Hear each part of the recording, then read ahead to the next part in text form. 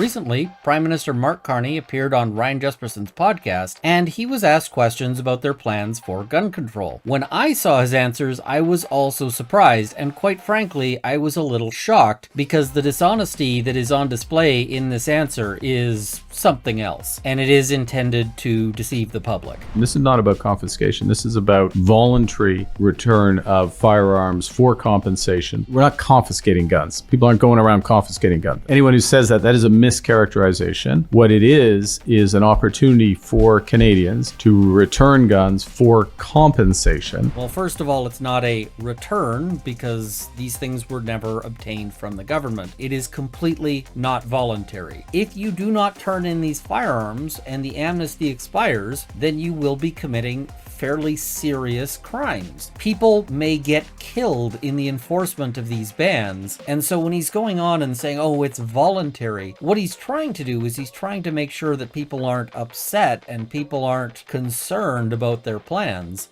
but it's not accurate. The only part of it that is voluntary is that you don't necessarily have to participate in the part of the process where they give you back money, but they will not allow anybody to keep these firearms, at least not in working order. They've said you also have the option of destroying them, which is again not voluntary. Also, when he says we're not taking hunting rifles, we're not taking sporting rifles, this is also not true. I compete in shooting sports, and at the last competition I went to, every single person who was there had to change the firearms that they use because they've banned the sporting rifles. That is exactly what they're doing. That is exactly what they meant to be doing. Mr. Carney was lying to Mr. Jesperson's face, and of course, by extension, to every Canadian. The number of people I've had reach out to me who watched this clip and thought that that meant, oh, well, I don't have to turn anything in. It's, it looks like this has been canceled. This is actively deceiving people in a way that could potentially have them